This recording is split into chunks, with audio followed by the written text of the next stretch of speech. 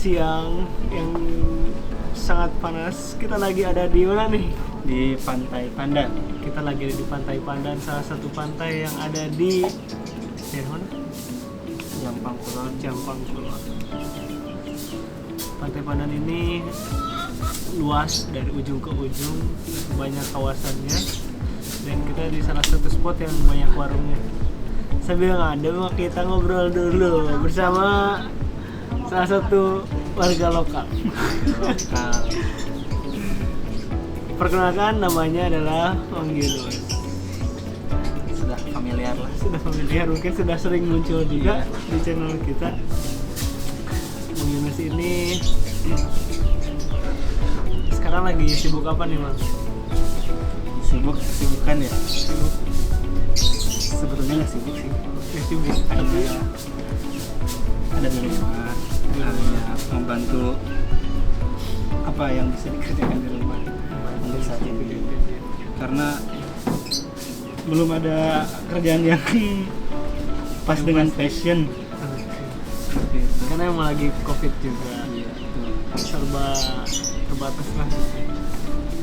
Kalau nggak salah Mang Yunus ini selain apa sebenarnya kuliahnya jurusan pendidikan bahasa Inggris. Jadi ada niatkah untuk menjadi seorang guru? Suatu saat sih pasti ada ya. Karena itu satu pekerjaan yang cukup mulia ya. Seperti itu. Dan menyenangkan kalau menurut saya untuk mengajar itu. Setuju. Ya. Anda mungkin sudah pernah merasakan. Iya. Karena kita sama-sama dari jurusan yang sama kan. Mang Yunus ini adalah senior saya di kampus. Promosikan nih, kita di kampus Pakuan Bogor, jurusan pendidikan bahasa Inggris. Tapi ya lulusnya lama. Saya semester 13 hari ini, Pak. Belasan ya. Ya. Nah, ngomong tadi kuliah bahasa Inggris. Nah, kalau nggak salah Mang Yunus ini juga berprofesi atau mungkin cuma selingan itu sebagai mountain guide atau porter gitu. Ya karena mungkin bisa dibilang itu awalnya hobi ya. Awalnya hobi kan seneng aja gitu naik gunung. Tapi suatu waktu pernah ngajakin orang gitu. Tapi kita dapat uang gitu. Oh, kayak rasanya kayak gini lah gitu, naik gunung kita main tapi dapat fee-nya lebihnya gitu. Jadi kayak senang aja gitu. Buat selingan juga. Jadi kalau kata Ridwan Kamil, pekerjaan terbaik adalah hobi yang dibayar. Ya bisa jadi. Tapi kadang saya bingung, Pak, nih. Kenapa? Hobi kita dibayar. Terus kalau kita bingung nih, udah bosen dengan kerjaan kita harus nyari hobi apa lagi gitu. Ya mungkin sebagai kita juga kan di pendidikan ya, mungkin kesibukan yang bisa kita lakukan mengajar anak-anak di sekeliling rumah atau di sekitar tempat tinggal kita. Ya itu buat selingan juga biar nggak bosen main traveling gitu. Bisa digantikan gitu terlebih dahulu. Setuju. Jadi kembali ke basic kita ya, tadi sebagai pendidik. Iya. Ya emang mantap sih guys. Jadi sebagai lulusan bahasa Inggris mungkin ya. Jadi mau kita juga tetaplah harus ada pendidikannya. Iya betul. Sebetulnya saya juga dulu ngambil bahasa Inggris itu lucu loh. Kenapa? Ininya apa namanya? Alasannya. Kenapa bisa gitu? Karena rumah saya kan dekat pantai itu kan. Nah, mungkin suatu saat mungkin ya banyak traveler dari luar negeri gitu kan. Mereka kan pakai bahasa Inggris. Nah, saya wah kayaknya nih bahasa Inggris oke juga nih. Nah, akan tetapi ternyata saya masuknya ke pendidikan gitu. Jadi rasanya kayak kurang nyambung ya, kurang tepat kayaknya. Tapi bisa saja sih sebetulnya itu. tapi dapat bahasa Inggrisnya lah ya. Alhamdulillah. Cuman di pendidikan lebih ke pendidikan. betul. Jadi Beda jadi kayak- sebetulnya kita itu ditempa untuk mengajar Iya. gitu. Hanya saja subjeknya bahasa Inggris seperti itu. Tetap basicnya itu dapat bahasa Inggris. dapat bahasa Inggrisnya dapat, tapi kan tetap basicnya mengajar. Iya. Bagaimana menjadi seorang pengajar dan menjadi pengajar yang baik untuk murid-muridnya seperti itu. Wah, keren. Tujuannya tadinya mau jadi Iya, sebetulnya itu untuk tujuan awalnya. benar bule lah. Iya, gitu kasarnya seperti itu. Apalagi di sini banyak pantai kan gitu. Iya, betul. Wisatawan domestik mendatangi Indonesia. Sebenarnya sama Pak, saya juga gitu. Karena saya ingin mengenalkan budaya Indonesia untuk mendunia gitu. Iya, betul. Jadi, Iya. karena bahasa Inggrisnya itu supaya gampang lah dalam berkomunikasi. Iya. Ternyata Gimana? Alasan kita tidak terlalu jauh berbeda Iya. ya Pak ya. Memang jangan apa jangan kita sama. Oke. Jadi ngomong-ngomong, ini tinggal di pesisir pantai lah bisa dibilang. iya gitu. bisa dibilang seperti itu. Tapi punya hobi juga mendaki gunung, Iya. naik turun gunung. Iya gitu. betul. Dari 0 mdpl kita Naik ke ketinggian beberapa DPL. sekian ribu mdpl. Iya MDPL. Nah, cerita dong gimana suka duka menjadi seorang mountain guide. Ini kan nanti kita cerita laut guide yang di lautnya. Oh nanti. iya, boleh. Mountain guide dulu. Ya mungkin saya nggak terlalu pro ya, jadi mungkin kayaknya baru beberapa kali saja. Tapi kalau untuk suka dukanya itu lebih ke banyak sukanya sih, karena ketika kita nge-guide orang tuh punya kenalan baru gitu, ketemu wajah baru, jadi senang aja gitu ketemu orang-orang baru. Apalagi untuk sekarang saya sangat suka menanyai gitu orang-orang baru tentang kesibukannya apa, hobinya dia apa selain naik gunung gitu kan, terus sedang menempuh pendidikan atau bekerja gitu. Jadi ketika mereka menceritakan hal baru, saya semakin interested gitu kepada orang-orang itu. Jadi senang aja gitu bertemu dengan orang baru. Kalau dukanya itu mungkin ya capek lah, Capek pasti. kan. Semua kerjaan Terus, capek. ya seperti itu. Ya mungkin dukanya di situ aja sih. Kadang kalau ada yang kita guide itu agak gimana ya, suka bikin emosi kita naik gitu loh. Kadang kalau kitanya emosinya sudah muncak, kadang susah gitu untuk mengendalikan itu. Kadang ya udahlah gitu. Jadi kita berusaha supaya Ya. terlihat fine saja. Ya betul seperti itu. Kadang ada aja orang yang ngeselin tuh. Seperti itu sih.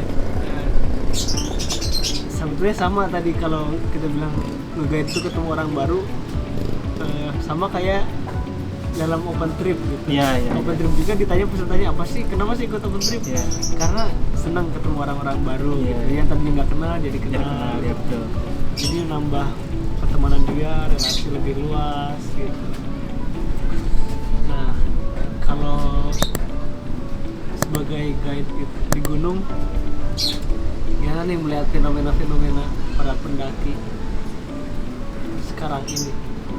Fenomena seperti apa? Fenomena ada yang kasus yang terbaru apa ya, yang meninggal, Yang meninggal di gunung. Hah?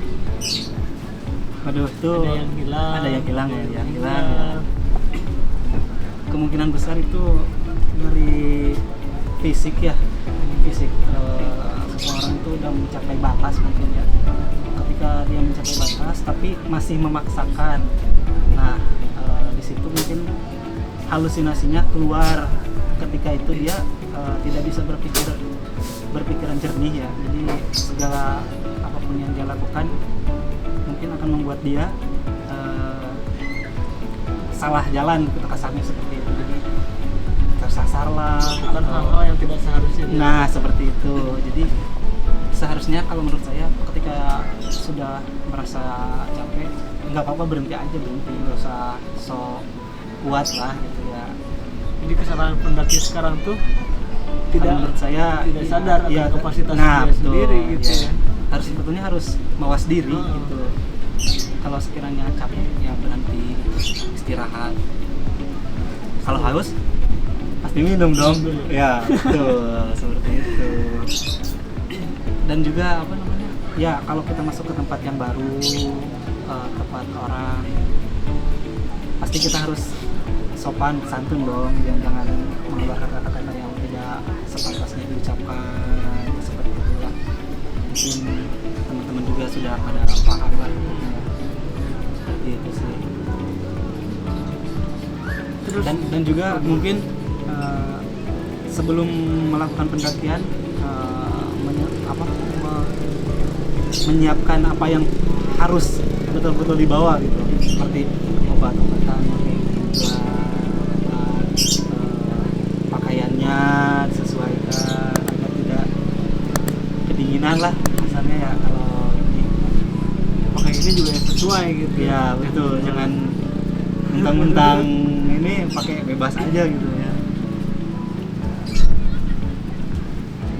Seperti itu kalau menurut saya sih.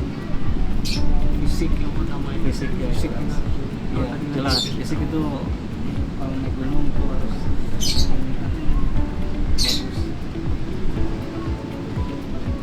Mungkin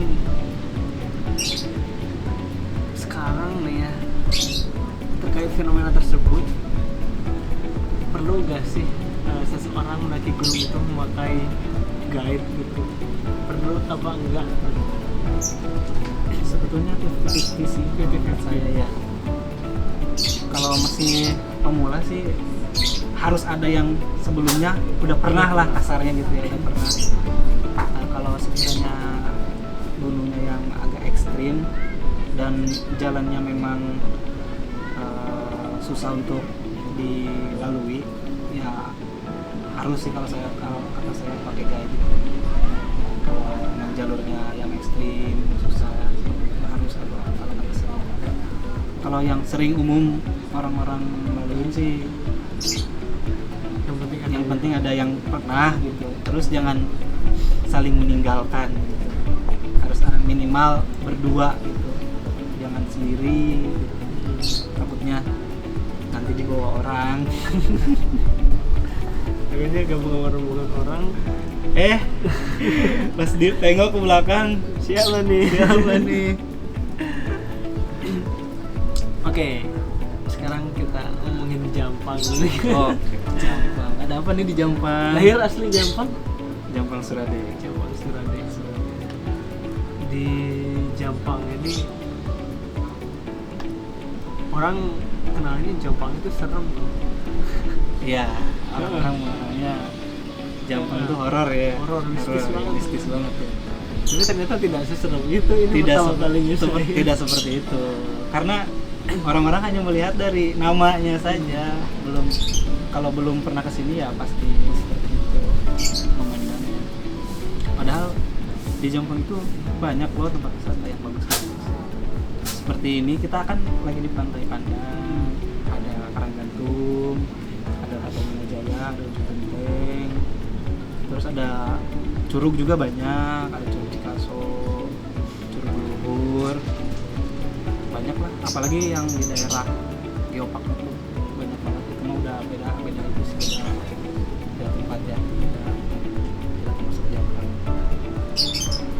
Nah, tapi akses menuju ke tempat-tempat wisatanya pun ternyata sudah menjadi perhatian pemerintah. Mungkin ada beberapa ya? Ada beberapa sudah lumayan baik lah aksesnya, cuman kebanyakan memang agak sulit ya untuk kalau lagi musim hujan seperti ini. Ya seperti kita tadi kan lumayan ya jalannya, lumayan. Seperti apa namanya, ke sawah ya, kita emprut pakai ember. off road tapi pakai ember.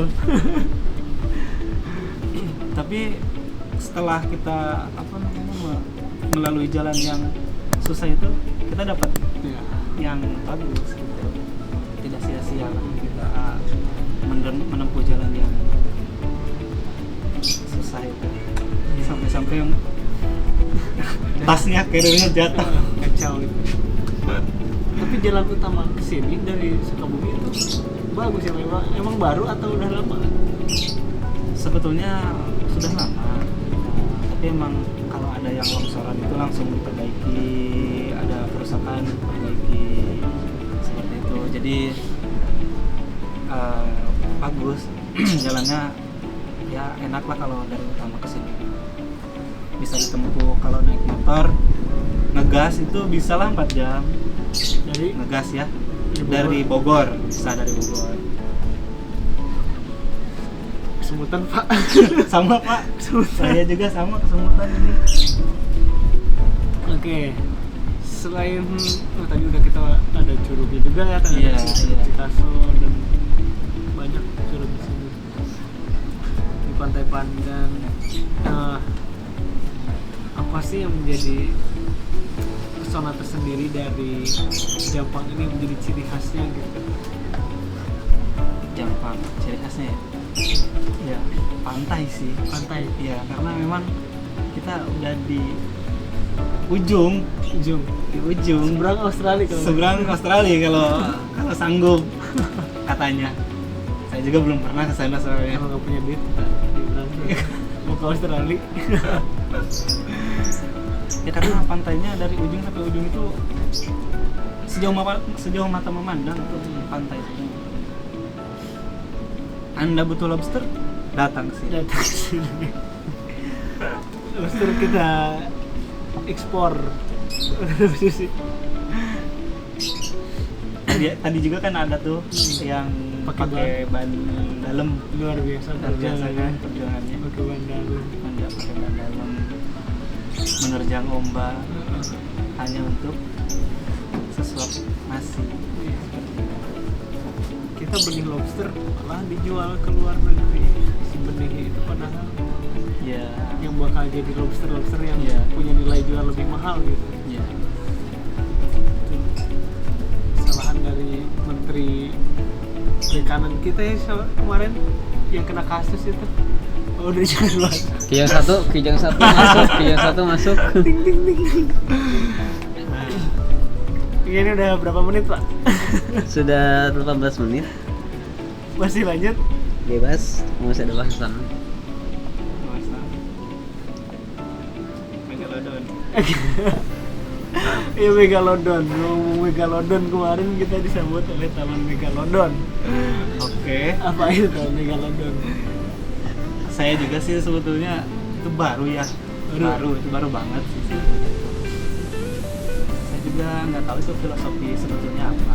Hanya saja saya dengar karena di Sudan itu pernah ditemukan fosil gigi hiu megalodon katanya. Tapi kebanyakan orang sini tuh manggilnya gigi petir, tunduk gelap. Asli itu seperti itu, tapi katanya itu gigi megalodon karena bentukannya sama. Dan itu katanya pernah ada yang fullnya harga berapa gitu untuk dimuseumkan. Ada yang Fosil. Iya, fosil ininya. Seperti itu. Bagaimana kalau ternyata tiba-tiba Megalodon ini masih ada di dalam laut dan muncul ke permukaan? Ya bisa jadi.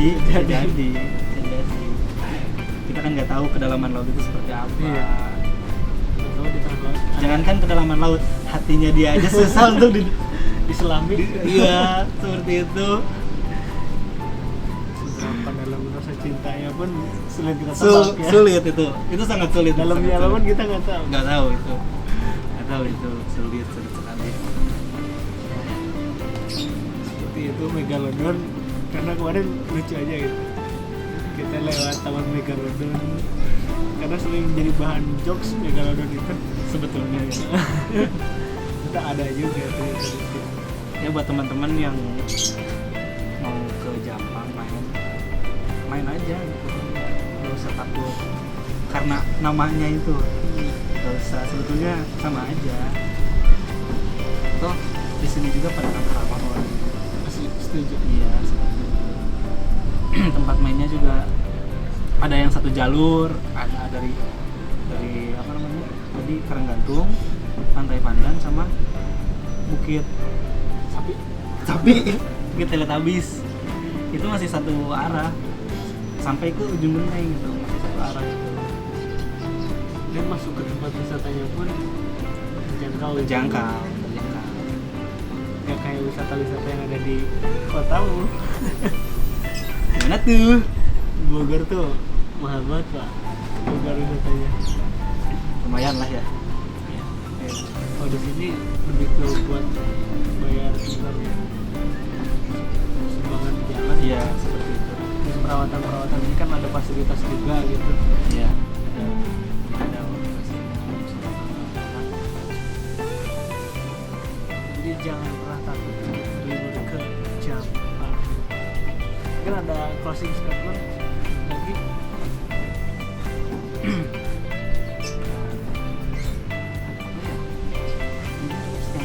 Cukup. Tadi udah. Udah tadi. Oke. Kalau gitu kita akhiri perbincangan kali ini. Jangan lupa teman-teman mampir di Jampang. Dan karena di Jampang ini banyak sekali tempat-tempat yang indah, harus teman-teman kunjungi. Satunya nih yang kita tempati sekarang di Pantai Pandan. Harus mampir di sini. Kuliner enak. Oke. Sampai jumpa di Kumara Podcast selanjutnya.